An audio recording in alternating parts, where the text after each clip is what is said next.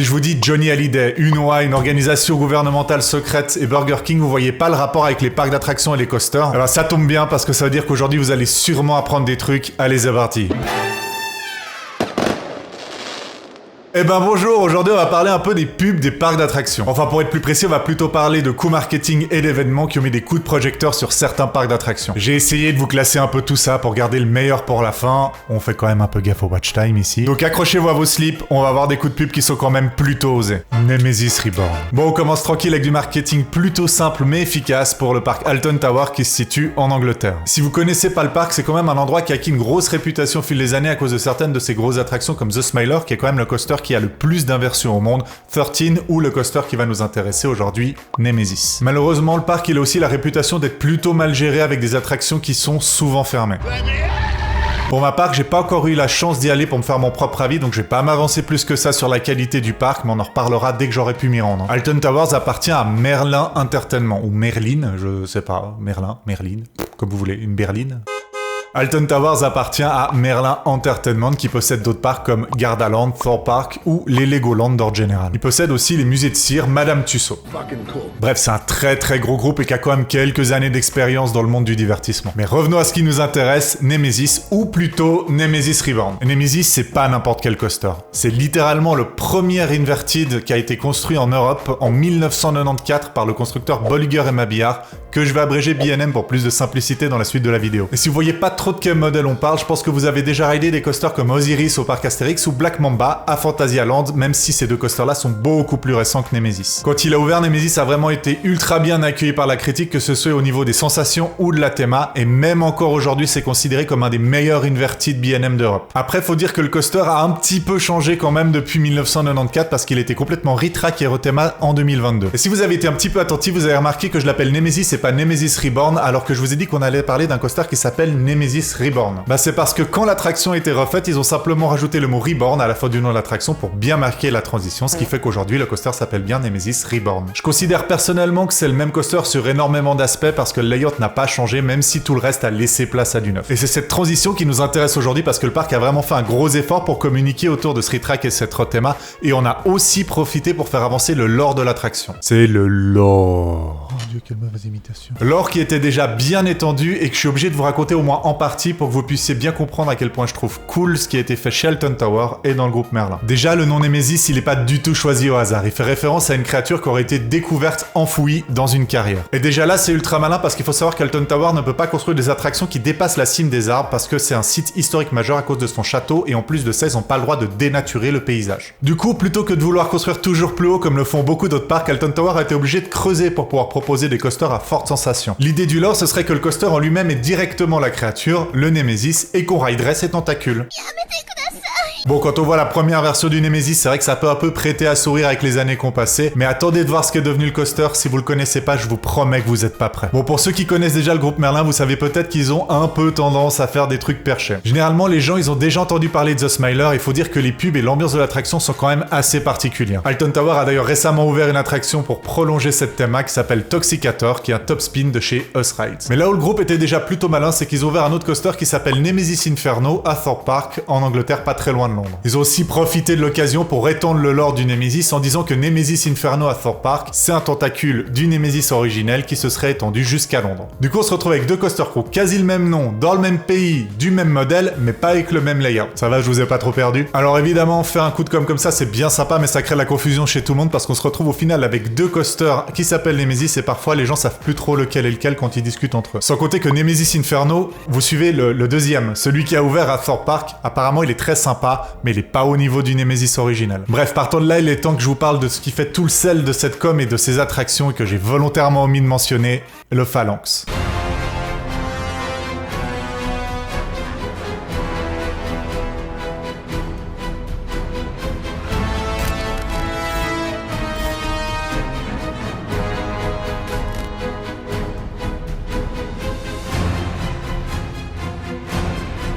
Nemesis is closing.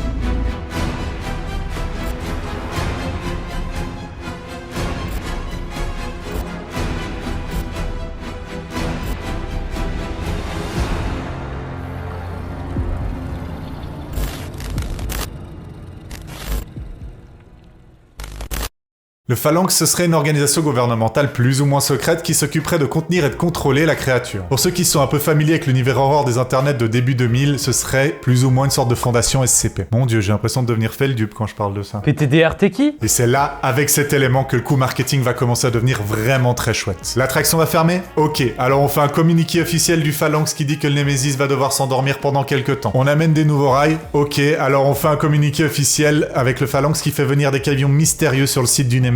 On ouvre le coaster.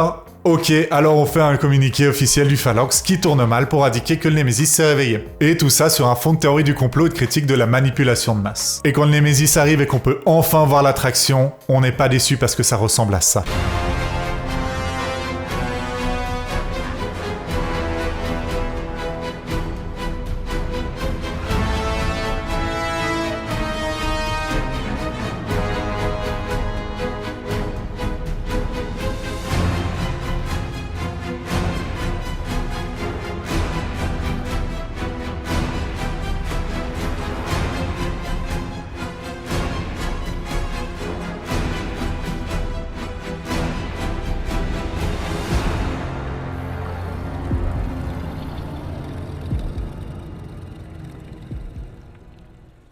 Bref, déjà là, on est sur des annonces de qualité et clairement, c'est rare que les parcs fassent autant d'efforts pour annoncer des nouveautés. Mais en plus, tout au long des travaux et encore maintenant, le parc contient des animations et des décors qui font référence à cette organisation qui contient le Nemesis. Vous pourrez par exemple croiser dans le parc des gens en tenue hazmat qui vont venir vous scanner pour voir si vous êtes un activiste qui voudrait pas relâcher le Nemesis par hasard. Vous pourrez aussi croiser dans le parc des activistes qui manifestent contre le Phalanx et qui vont justement avoir des petits accrochages de temps en temps avec les gens en tenue hazmat. Tout ça crée une ambiance vraiment unique et un petit peu horrifique et perso, je trouve ça juste génial. En plus, ça donne un petit côté Lovecraftien et moi j'avoue que je suis assez sensible à ça. La com autour de cette attraction, même si elle est relativement basique, elle reste giga intelligente et je trouve que c'était une bonne mise en bouche pour ouvrir le bal des coûts marketing des parcs d'attractions. Les invités. Admettons, t'as un parc d'attractions et t'as des nouveautés à inaugurer ou tu veux simplement faire la pub pour attirer du monde, ce serait quoi la chose la plus simple à mettre en place pour toucher un max de personnes? Inviter une célébrité, ça pourrait être pas mal. Simple et efficace. Bon, je vais pas vous faire l'affront de vous reparler de Michael Jackson qui a eu un coaster à son nom à Fantasyland parce que parler de ça à des coaster fans, c'est un peu comme parler de l'anecdote de Viggo Mortensen qui s'est cassé le pied sur le tournage du Seigneur des Anneaux à des fans de cinéma ou aux fans de Tolkien. Et pour ceux qui connaîtraient pas l'anecdote, j'ai fait un short il y a quelques temps pour parler de ça, que je vous m'en fiche juste ici. Bon ok, Michael Jackson a inauguré un coaster, mais qui d'autre on a pu avoir comme beau monde pour célébrer les nouveautés dans un parc d'attractions? Je crois qu'en Europe, le plus gros rassemblement qu'on a eu, c'était pendant l'inauguration de Walt Disney Studios à Paris. Et j'ai bien dit studio et pas Adventure World, parce que je parle de l'inauguration du parc qui a ouvert en 2002 et qui était encore flambant neuf à l'époque. Et là, c'était la grosse surenchère de grands noms comme David Douillet par exemple. Pour ceux qui sont trop jeunes pour avoir connu David Douillet, c'était un judoka super connu à l'époque, un peu le Teddy Riner des années 2000. Il était aussi le parrain de l'opération Pièce Jaune, bref, une giga star en France. Mais bon, David Douillet, même s'il est bien connu, je pense qu'on peut faire mieux. Qui d'autre est-ce qu'on avait comme beau monde? Ah, Charlie Sheen. Bon là, on va me traiter de boomer parce que ça commence à être une rêve de vieux, mais je m'en fous. On peut pas passer à côté d'un acteur qui a littéralement fait cracher ses noix à quelqu'un en lui mettant un coup dans un film.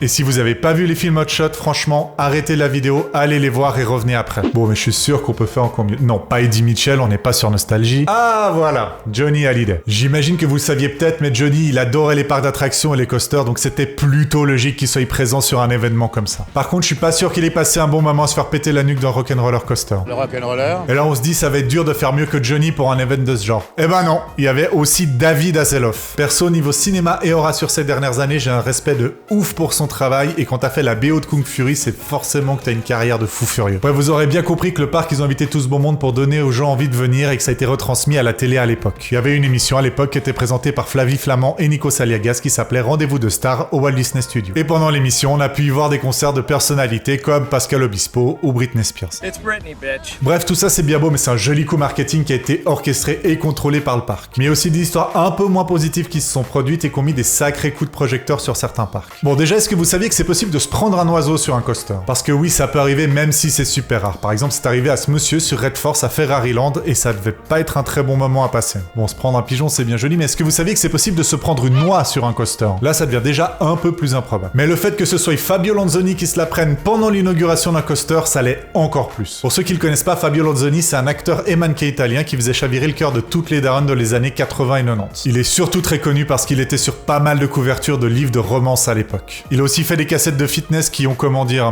un peu vieilli. Wonderful. Mwah. Bref, pour aller droit au but, il s'est pris une noix dans le visage pendant l'inauguration du coaster Apollo's Chariot, ou le chariot d'Apollon. Pourquoi j'ai pris un accent québécois, j'en ai aucune idée. Et pour cause, parce que c'est le premier hyper coaster de chez Bolliger et Mabillard, et pour l'époque, c'est une sacrée machine technologiquement. On parle quand même d'un coaster qui va à 117 km/h pour une hauteur de 51,8 mètres. Alors aujourd'hui, c'est des stats qui peuvent un peu prêter à sourire quand on sait que le coaster le plus rapide du monde va à 250 km/h et fait 195 mètres de haut. Mais faut pas oublier qu'Apollo's Chariot, il a ouvert en 1999. Et là, je suis sûr que la moitié d'entre vous étiez même pas nés quand le coaster il a ouvert. Aujourd'hui, ce coaster il est toujours ouvert et il est situé à Busch Gardien, Williamsburg. Pour ce qui est de Fabio, même si les images elles sont plutôt impressionnantes, il a rien eu du tout, si ce n'est le choc de se prendre une noix dans le visage sur un coaster. Par contre, pour Loa, je pense pas que c'était un très bon moment. Mais bon, là je vous parle que de vieux trucs. Qu'est-ce qui se fait maintenant vis-à-vis des personnes publiques pour mettre en lumière les parcs d'attractions? Bon, je pense que vous aurez remarqué, mais entre le début des années 2000 et maintenant, il y a un gros truc qui s'est passé, les réseaux sociaux et Internet. Donc maintenant, les coups de com, ils se font énormément sur YouTube et sur les réseaux sociaux plutôt d'ordre général. Pour donner un exemple, on peut prendre les deux vidéos de McFly et Carlito qui ont fait le challenge de rester le plus longtemps sur Godurix et Toutatis au parc Astérix. D'ailleurs, même si je trouve les vidéos chouettes, je trouve un peu dommage que le parc ait mis des plaques avec le nombre de tours qui ont été faites pendant ces vidéos. On va encore me dire que je suis environ ronchon, mais en soi, je trouve dommage que ce genre de défi soit pas ouvert à plus de personnes et que ce soit juste une élite qui puisse y participer et qu'on mette en avant leur score comme un record absolu. Je suis sûr qu'il y a plein de coaster fans ou de gens qui ont l'habitude de prendre des jets qui pourraient faire des bien meilleurs scores et je trouve un peu dommage de mettre en avant certaines personnes juste parce qu'ils sont connus. Après, ça enlève rien au fait qu'ils ont bien tenu et je dis pas que j'aurais fait mieux qu'eux, mais j'aurais aimé que le concept soit un peu plus poussé pour vraiment éclater le record. Bref, perdez pas de vue que ces vidéos c'est que du marketing et de la pub pour le parc, même si elles restent très chouettes à regarder. Allez, à la suite. Porsche 944. Imagine, tu bosses chez Porsche dans les années 80 dans le marketing et t'es là de demander comment vendre la prochaine Porsche 944. Et la première idée qui te vient c'est: alors en fait j'ai un super concept, hein, ça va être super, on va mettre la Porsche sur un roller coaster, ça va être super vendeur. Putain Bernard, c'est encore tirer un rail dans les chiottes sans m'en parler, en plus il m'en a même pas proposé le salaud. Roller coaster. Et c'est littéralement ce qu'ils ont fait. Si vous me suivez déjà, vous connaissez un peu l'anecdote parce que j'en ai parlé il y a pas très longtemps dans un short, mais en gros Porsche, avec le parc Efteling, ont décidé de mettre une voiture sur un coaster pour faire la promotion de la nouvelle 944. Pour ça, ils ont pas choisi un petit roller coaster, hein, non. Ils se sont dit, tiens, on va y foutre dans une machine qui a 4 inversions, puis on va aussi mettre des gens dans la voiture pendant que le train y roule. Cette pub, elle est sortie dans les années 80. Les effets spéciaux, à cette époque-là, on les faisait à base de maquettes ou de marionnettes dans 99% des films au cinéma. Hein. Donc à partir de là, si tu veux des images d'une voiture sur un coaster, t'as pas le choix. T'es obligé de mettre une voiture sur un coaster. Donc en partant de ce postulat, ils ont pris le châssis et la carrosserie de la Porsche et ils ont mis ça sur un wagon adapté sur le coaster. Bien sûr, ils ont pas mis non plus les roues de la voiture parce que ça aurait pas de sens. À la place, ils ont mis des super petits stickers tout flous avec une image de roue qui tourne. Bon, je troll, mais à l'image, ça rend pas mal et l'effet visuel, il fonctionne. Donc à partir de là, ils ont une voiture posée sur un wagon de coaster.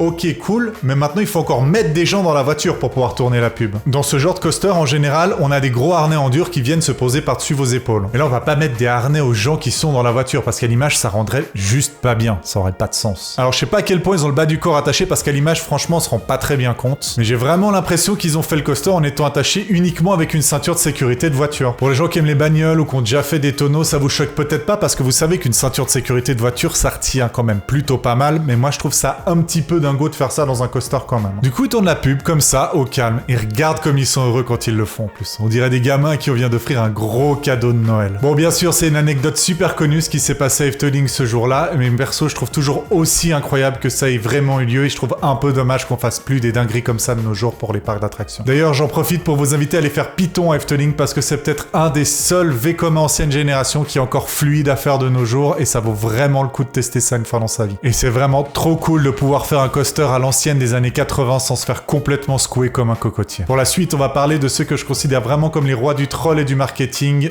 le parc Astérix. L'effet Burger King. Et dis donc, Jamy, mais c'est quoi le rapport entre le Burger King et les attractions? Parce que là, je t'avoue que moi, je vois vraiment pas. Eh bien, c'est très simple, le génie marketing. Je sais pas si vous avez remarqué, mais Burger King sont vraiment très forts pour suivre l'actualité et s'en servir pour faire leur propre promo. Vous me croyez pas? Je vous donne des exemples. En mars 2025, François Bayrou, qui était encore Premier ministre à l'époque, il fait ça en plein conseil municipal. Burger King. Dans la foulée, ça troll déjà sur X très fort de la part de BK dans des posts où ils reprennent ça directement. Du cheddar et du cheddar. Burger King.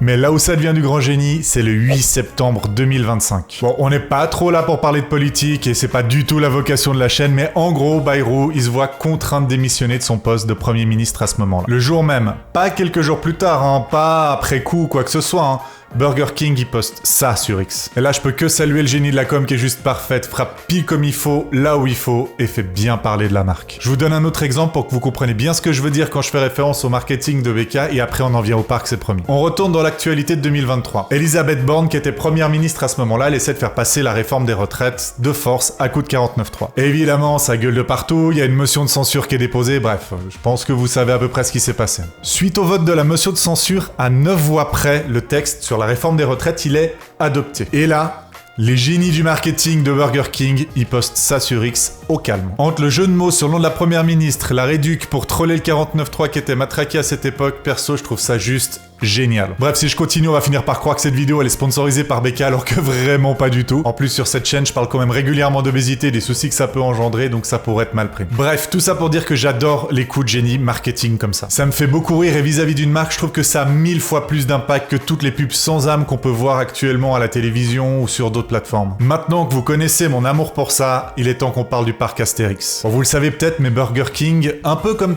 entre Pepsi et Coca, ils ont toujours bien aimé troller le McDonald's pour essayer de faire de la com en se servant de leur image. Bon bah, on va dire les choses très clairement, Astérix ils font exactement pareil et moi je suis vraiment très friand de ce genre de choses. Pour donner un exemple récent, le parc ils ont sorti une pub pour son extension de la zone Égypte en mettant en scène Cléopâtre, la reine des reines. Mais qui c'est qui faisait un land basé sur une autre reine à 60 km de là? Et oui, c'est arrivé pile au moment de l'ouverture de l'extension de la nouvelle zone Reine des Neiges à Disneyland Paris. Et quand on regarde la pub du parc Astérix, qu'est-ce qu'on voit si on fait un peu attention? Oh ben tiens, un petit bonhomme de neige qui perd son nez comme le tout nouvel animatronique d'Olaf à Disney. C'est marrant ça. En plus, si on fait un peu gaffe, le bonhomme de neige il est en train de fondre, donc je pense que le message il est plutôt clair dans la pub. Bref, là on est dans du marketing malin mais qui reste quand même plutôt gentil. C'est taquin, c'est bon enfant, voilà. Ça va. Le parc Astérix, ils ont déjà été beaucoup plus agressifs par le passé avec Disneyland vu que c'est leur concurrent direct dans la région. Avril 2012, ça nous rajeunit pas quand on se dit que c'était il y a 14 ans. Je suis vieux. Avril 2012, le parc Disneyland Paris fête ses 20 ans. Et qui c'est-il pas qu'on retrouve devant le parc pour leur souhaiter un bon anniversaire? Mais oui, c'est toutes les mascottes d'Astérix. En plus, ils sont trop mignons, ils leur ont même offert un menhir d'anniversaire. Bon là pour moi, j'avoue, on est un peu sur la limite du troll. C'est à la fois sympa parce qu'ils leur souhaitent un bon anniversaire, mais je trouve ça quand même vachement déplacé d'envoyer les mascottes directement devant un parc concurrent pour faire la promotion du sien. À mes yeux, c'est le meilleur coup marketing qui a été fait dans le monde des parcs en Europe et je trouve vachement culotté d'avoir fait ça. En tout cas, je pense que les parcs d'attractions n'ont pas fini de nous surprendre de ce côté-là et vu l'essor qu'ils ont ces dernières années et les créatifs qui y travaillent, je pense qu'on risque d'avoir de belles surprises de ce côté-là.